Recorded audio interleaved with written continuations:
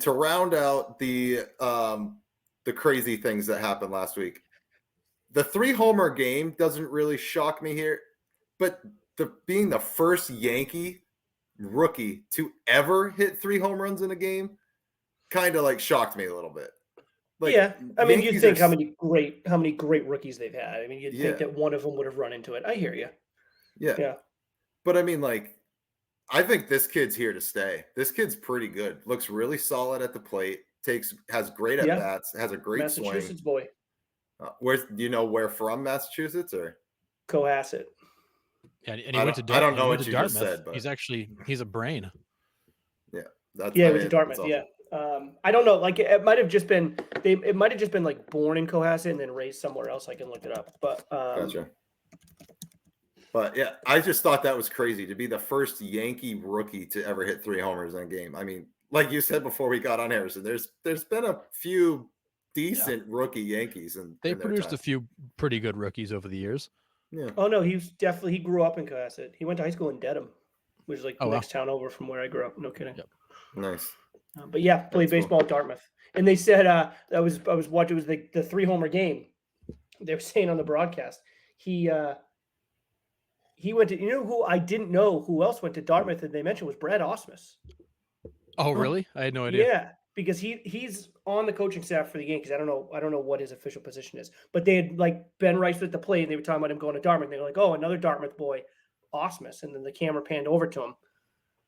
And he was when I almost like forget that like he's like a person, and then like he gets brought up, and you're like, he was pretty damn good. Like, Yeah, he was he was a solid player. Yeah, he was pretty good. He like was. he's not like I'm not like beating the door down to get him in the Hall of Fame, but he was like a pretty solid, like he was a good player. Well, and wasn't I he just, on like, those forget every now Astros and again. teams for all those years they were good? Say again? Was he on those Astros teams for all those years they were good with the Killer Bees? Was Osmus on those teams or no?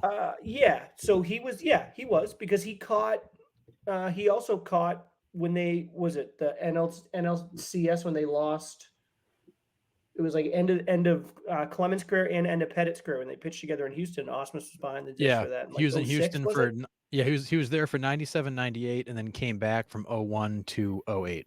Yeah. Okay. Okay. 3 Gold Gloves in that span. Yeah. Wow. But yeah, Dartmouth boy, Brad Osmus. Yeah, he was a good player and a really good coach. Yeah, I thought he was like in Detroit to stay for a long time. Yeah, I think As a the lot manager. of people did. Yeah, I thought it was like, okay, they found their guy. Like he's going to be in Detroit for a long time. Yeah. All right, we're gonna take a break here and do some MLB trivia. If you are watching and you can help these guys out, throw it in the chat if you got the answer.